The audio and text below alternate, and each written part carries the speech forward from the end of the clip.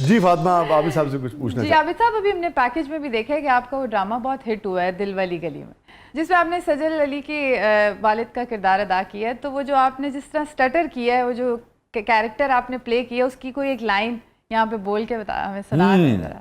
हाँ, बड़ा वो इंटरेस्टिंग था। वो एक्चुअली जफ़र मिराज साहब का लिखा हुआ स्क्रिप्ट था। जफर तो बहुत ही उम्दा है। तो लेकिन वो उस कैरेक्टर में नहीं था कि ये स्टैमर करता है या अच्छा stutter करता है। अच्छा अच्छा। तो काशिफ निसार साहब डायरेक्टर हैं, तो उन्होंने कहा कि यार ये रिवायती लगेगा बहुत कि बीवी से दबा हुआ है, बेटी से बहुत प्यार करता है।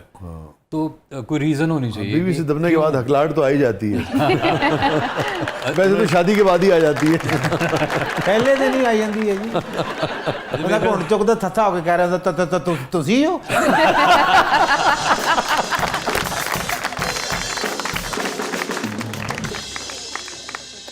जी आबिद साहब, फिर उन्होंने मुझे कहा कि मैं चाहता हूँ कि ये कैरेक्टर हकलाए, ताकि कोई रीज़न बने कि क्यों दबा हुआ है सारी दुनिया से, और ख़ास तौर पे बीवी से, तो रिवायती ना लगे। तो 2 दिन मैं थोड़ी सी मैंने रिसर्च, हालांकि हकलाता शौहर रिवायती ही होता है।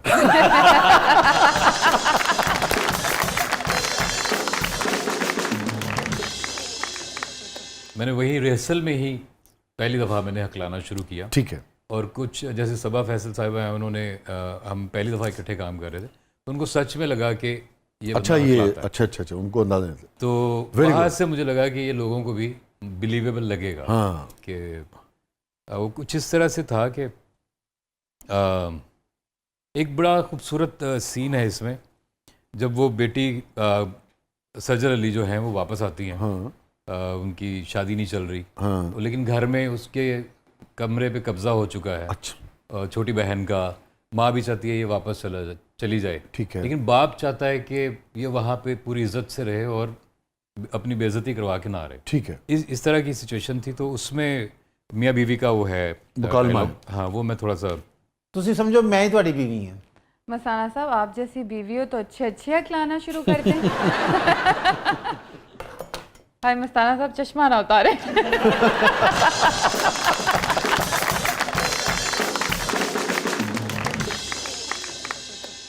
धाड़े मार मार के रोते हैं माँ बाप जब बेटी घर छोड़ के जाती है। वाह। एक दिन बाद वो वापस आती है, वो घर उसका घर ही नहीं रहता।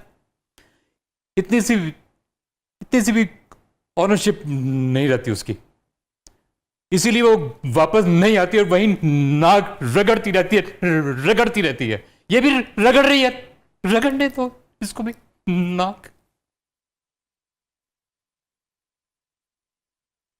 बहुत अच्छे, बहुत अच्छे। और देखिए ये होता है हमारे दोस्त जो जफर जैसे लोग, और ये 4 जुमले हैं, मगर इस 4 जुमले के अंदर जो पूरा अलमिया है औरत का या आज की उस बच्ची का जिसके साथ ससुराल में जाती हो रही होती है, हाँ मैके वाले ही कह देते हैं कि वहाँ से तो तुम्हारी जनाजा ही निकलेगा। हाँ, 4 जुमलों में बहुत- वो बात बताई गई ये है ना। इतना सेंसिटिव सीन था, मुझे इतना इमोशनल था ये करते हुए, मुझे बहुत ही तकलीफ दे था। हाँ, यानी बहुत सारी तालियां जी जफर के लिए भी, तारीफ के लिए भी, आपके लिए भी, बहुत सारा।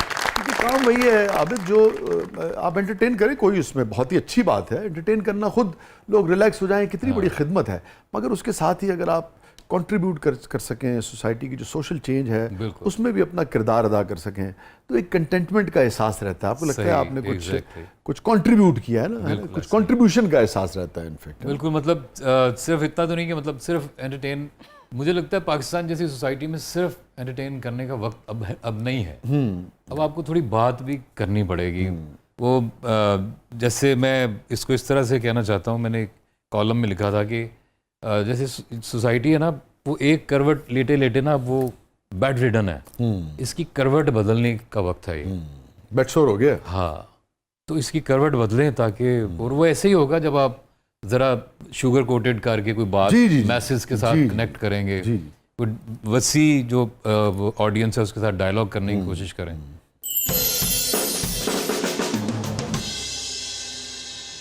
जी फातिमा, तो सौम्या जी, अपने जादू पिटारे की तरफ चलते हैं।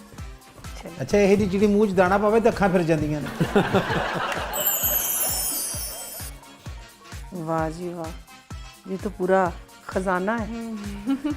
ये इतना सामान आपने इकट्ठा कैसे किया? बस ਤੁਹਾਨੂੰ ਕੀ ਦਸੀਏ ਕੀ ਪਰਚੇ ਚ ਲੈਣੇ को 186 ਘਰ ਲੁੱਟੇ ਨੇ ਅਸੀਂ ਜੀ। ये काफी पुराना लग रहा है ना, ये जैसे कि ये ज्वेलरी है। मेरे काम की तो ये ज्वेलरी है, मुझे तो ये एंटीक लग रही है। ਨਹੀਂ ਨਹੀਂ ਕਿਸੇ ਆਂਟੀ ਦੀਆਂ ਨਹੀਂ ਸ਼ਾਲਮੀਓ ਲੈ ਕੇ ਆਂਦੇ 300 ਮੰਗਦਾ ਸੀ ਲੜ ਲੜ ਕੇ ਅੱਸੀਆਂ ਦੀਆਂ ਲਈਆਂ ਦੋਵੇਂ। Oh my God! अभी तो आप कह रहे थे कि ये बहुत पुरानी है, मैंने इकट्ठी की है, तो मैंने कहा माशाल्लाह किसी राजा महाराजा की होंगी, उनकी बेगम की होगी। ਮੈਨੂੰ ਡਰ ਪੈ ਗਿਆ ਇਸ ਗੱਲ ਤੋਂ ਬਾਅਦ ਮੈਂ ਸ਼ੋਅ ਚੋਂ ਨਿਕਲ ਜਾਵਾਂ।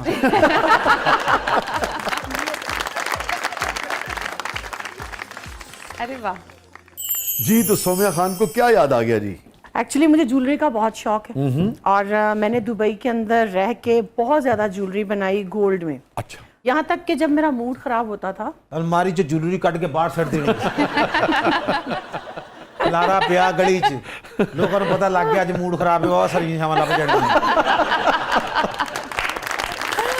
अच्छा जी, मूड खराब होता था तो फिर? तो मैं बाहर दुबई ज्वेलरी की जी, काफ़ी शॉप्स हैं, हाँ, हाँ, आप जानते होंगे। तो मैं वहाँ पे वॉक करने चली जाती थी, ठीक है। अगर मैंने बाय नहीं भी करना ना, तो मैं जाके जब गोल्ड को देखती थी तो मैं हैप्पी हो जाती थी। तो इतनी ज्यादा मुझे ज्वेलरी का शौक अच्छा, है। आपका मूड इतना अच्छा हो जाता है हाँ, ज्वेलरी को देख? तो जिस तरह के ये लग रहा है, ये मुझे मुल्तानी जो है ना बालियां लग रही हैं। मेरे हिसाब से अगर वहां पे गोल्ड में होती ना, तो ये बहुत महंगी होती। अच्छा अच्छा अच्छा। और जितना इनका वजन है ना, हाँ। मेरे ख्याल से इतनी तो ये पूरी जिंदगी खरीद नहीं सकते। ਆ ਤੁਸੀਂ ਮੈਨੂੰ ਕਿਹਾ ਹੈ ਕਿ ਪੂਰੀ ਜ਼ਿੰਦਗੀ ਖਰੀਦ ਨਹੀਂ ਸਕਦੇ? जी जी, मैंने आपको कहा है। WhatsApp ਤੇ ਤੁਹਾਡੇ ਖਿਆਲਾਤ ਕਿੰਨੇ ਮਿਲਦੇ ਨੇ? मेरी बहन ही है वो। हमने कलर भी देखे, आज एक पहना हुआ है। ਮੈਨੂੰ ਲੱਗਦਾ ਕਿਸੇ ਫਿਲਮ ਦਾ ਐਂਡ ਹੈ। ਐਵੇਂ ਹੀਰੋ ਦੇ ਪਿਓ ਦੀ ਡੈਥ ਹੋਈ ਤੇ ਸਾਰੇ ਮਈਏ ਤੇ ਬੈਠੇ ਨੇ। ਮੈਨੂੰ ਵੀ ਲੱਗ ਰਿਹਾ ਅभी ਬੱਤੀ ਚਲੇਗੀ ਤੁਹਾਨੂੰ ਵੇਖ ਕੇ।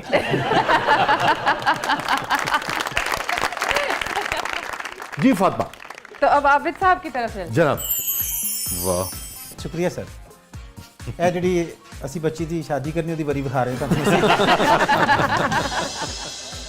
एक बड़ी खूबसूरत बात मुझे याद आई हाँ इस चश्मे को देख के। अरे वाह। तो इस पे बात की जा सकती है। हाँ हाँ गुलजार साहब मतलब कौन नहीं उनका फ़ैन या उनको पसंद करता। तो जब पाकिस्तान वो आए हुए थे, एक डेढ़ इश्किया जी, जी, फिल्म की कवाली थी जो शेर अली और मेर अली साहब इनिशियली वो गा रहे थे, फाइनल में वो नहीं थे। राहत साहब की तरफ जब हम मिले जी, थे, जी, जी। वो सेकंड टाइम था जब हाँ, वो हाँ, मिले। हाँ। तो पहली आप छोटे थे उस वक्त, मुझे याद है। पता आप नहीं। उस वक्त आपकी जिम्मेदारी थी वहाँ पे? मैं लाइन प्रोड्यूसर था। तो डेढ़ इश्किया की जो कवाली थी, अच्छा अच्छा ठीक है। वो हसन ज़ियाद साहब हमारे हाँ, खास हाँ, हैं, हसन। उन्होंने मुझे कहा था, अप्रोच किया था। बुनियादी तौर पे तो हसन ही के मेहमान थे ना वो। जी जी बिल्कुल बिल्कुल। तो हुआ ये कि वो स्टूडियो में लिख रहे थे, क्योंकि इजाफा करना पड़ा कुछ, तो उनका चश्मा टूट गया यहाँ से, अच्छा अच्छा अच्छा अच्छा अच्छा। गुजार साहब। हाँ हाँ तो वो अपना कभी ऐसे लगा के देखें, कभी रख दें। तो मैंने कहा कि कहते हैं इसका कुछ हो सकता है, कोई धागा बांध लेता हूँ। हाँ गुलजार साहब ने कहा? हाँ गुजार अच्छा। साहब।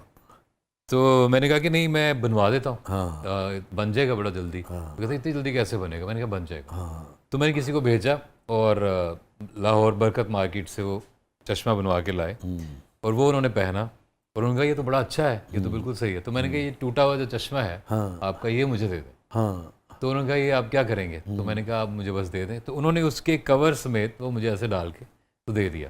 तो वो गुलजार साहब का चश्मा आज भी मेरे पास है, जिस पे उनके वहाँ के शहर का एड्रेस भी लिखा हुआ है और लाहौर वाला जो कवर है वो उनके पास है, जिसके ऊपर लाहौर लिखा हुआ है। तो ये एक बड़ी खूबसूरत बात थी चश्मे के हवाले से मुझे। वाह वाह।